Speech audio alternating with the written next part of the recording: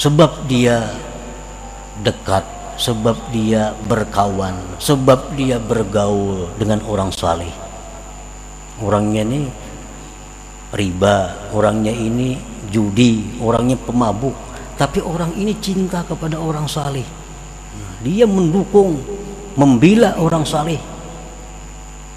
Nah, orang semacam ini ada harapan dapat waridat dari Allah berkat doa orang saleh itu dan berkat kecintaannya kepada orang saleh itu.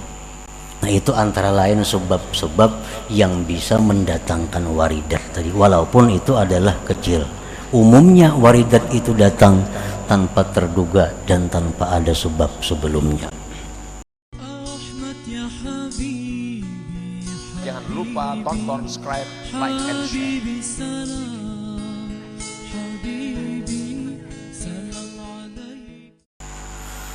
Wa kadzalik Ibrahim ibnu Adham rahimahullah kana min abna'il muluk fa kharaja yawman mutasayyidan fa hatafa bihi hatif ya Ibrahim ali hadha khuliqta am bi hadha umirta thumma hatafa bihi hatif wallah ma li hadha khuliqta wa la bi hadha umirta fa nazala an dabbatihi wa sadafa ra'iya wa a'tahu farasahu wa zadahu thumma sara hatta dakhala Makkah wa sahiba bihal Imam Sufyan al-Thawri wal Fudail ibn Iyad hatta sara aliman zahidan taqiyan imama thumma dakhala Syam wa mata biha.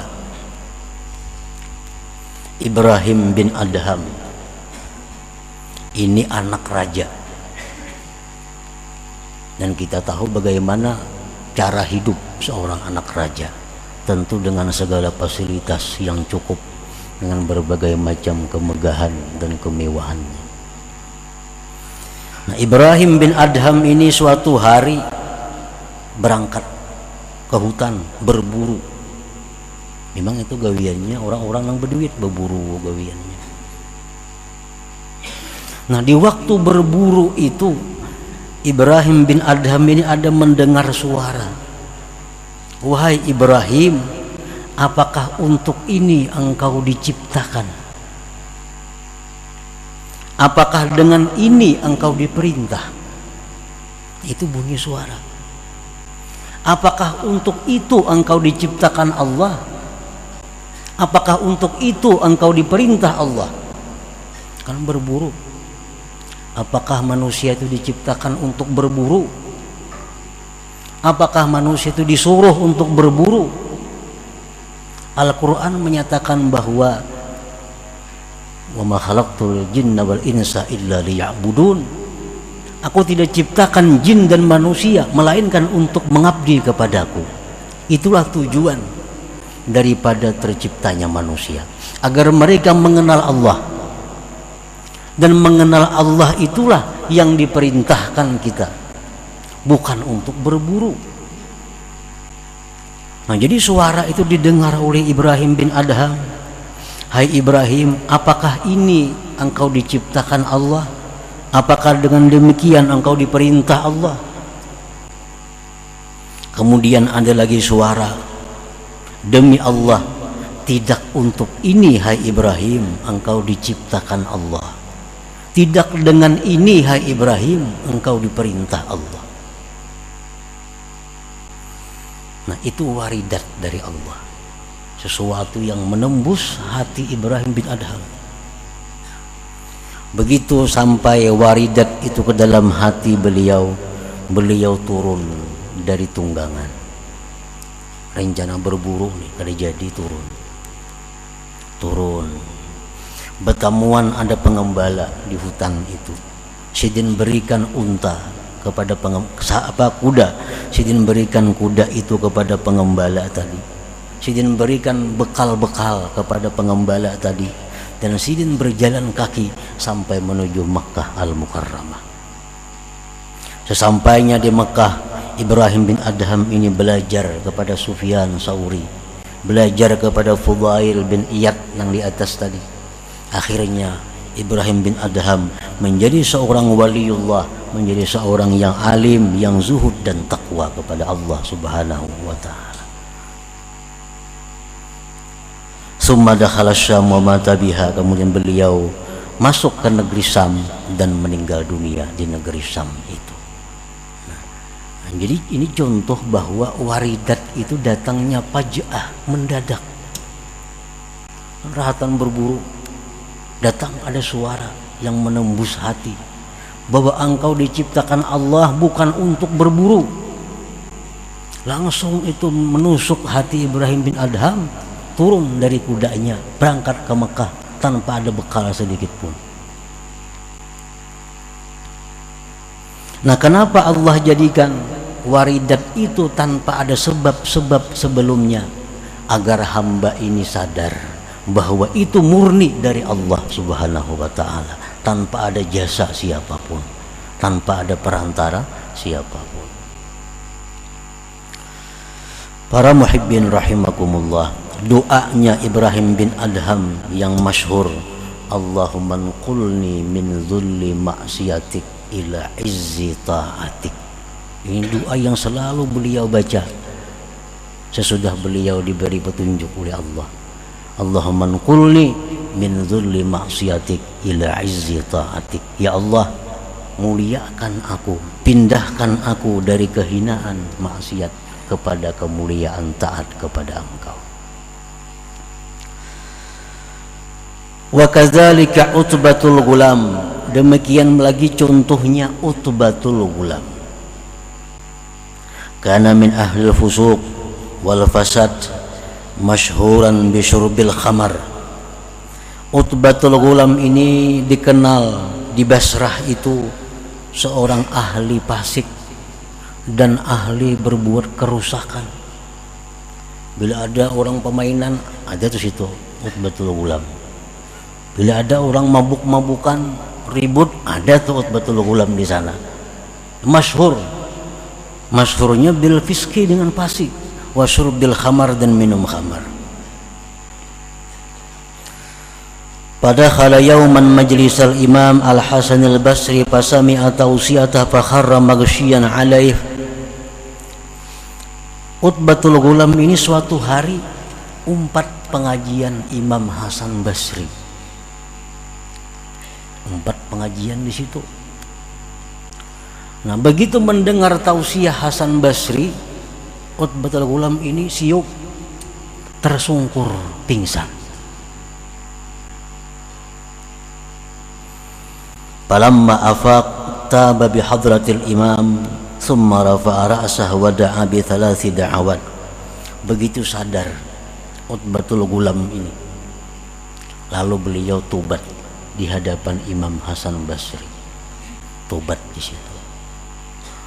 Nah, sesudah tobat di situ, maka beliau mengangkat kepala dan berdoa dengan 3 macam permintaan kepada Allah Subhanahu wa ta'ala. Yang pertama, permintaan Utbatul Ghulam, Ilahi in kunta qabilta taubati wa ghafarta zunubi fa akrimni bil fahmi wal hifzi. Ya Allah, wahai Tuhanku, jika Engkau menerima tobatku, Engkau mengampuni dosaku, maka muliakan aku dengan paham yang baik dan hafal. Artinya hafal ilmu, hafal Al-Quran, hafal macam-macam hadis. Ilahi in kunta qabilta taubati wa ghafarta zunubi fa akrimni bil fahmi wal hifzi. Ya Allah, jika Engkau terima tobatku ini, maka muliakan aku dengan paham, mengerti, dan hafal. Itu permintaan yang pertama. Wasaniyah, yang kedua, Ilahi akrimni bihusni saut hatta anna kulla man sami'a qiraati yazdadu rikkatun fi qalbi wa in kana qasiyal qalbi. Yang kedua, ya Tuhanku, muliakan aku dengan baik suara, sehingga tiap-tiap orang yang mendengar bacaanku bertambahlah kelembutan di hatinya, walaupun dia orang yang keras hati. Itu permintaan yang kedua. Akrimni bihusni saut hatta anna man sami'a qiraati yazdadu rikkatun fi qalbi wa in kana qasiyal qalbi. Wasalisah yang ketiga, ilahi akrimni birrizqil halal warzuqni min haitsu la ahtasib. Ya Tuhanku, muliakan aku dengan rezeki yang halal dan berikan aku rezeki dari jalan yang tidak terduga-duga. Nah, ini doa yang disampaikan kepada Allah oleh Utbatul Ghulam sewaktu beliau baru tobat kepada Allah dari kelakuan-kelakuan yang selama itu menentang kepada Allah Subhanahu wa ta'ala. Fastajab Allah jami'a du'aihi. Karena ini orang tobat, At-Taib Habibullah, orang tobat itu kekasihnya Allah. Nah, di saat dia menjadi kekasih Allah itu, dia berdoa kepada Allah, Allah kabulkan doanya. Hatta zada fahmuhu wa hifzuh, sehingga Utbatul Ghulam menjadi orang yang pandai dan orang yang banyak hafal ilmu. Wa kana idza qara'a al-Qur'an taba kullu man sami'a qira'atah, dan bila mana beliau baca Quran, siapapun yang mendengar tobat kepada Allah Subhanahu wa ta'ala daripada hebatnya suara Utbatul Ghulam itu. Dan adalah wa kana yudau fi baitihi kulla yaum qas'atu marakin wa ragifan wa la yadri ahadun may yad'uha. Dan yang ketiga, di rumah beliau itu ada setiap hari sepiring kuah, 2 potong roti, dan tidak diketahui, siapapun kada tahu siapa yang mengantarkan tiap hari ke rumah beliau itu, hatta mata, sampai beliau meninggal dunia. Ini Utbatul Ghulam, orang yang dulunya minum arak, berjudi, macam-macam kerusakan, tetapi karena datang waridat dari Allah, datang anugerah khusus dari Allah yang menembus hatinya, maka berpaling, langsung tobat dan menekuni jalan menuju kepada Allah Subhanahu wa ta'ala.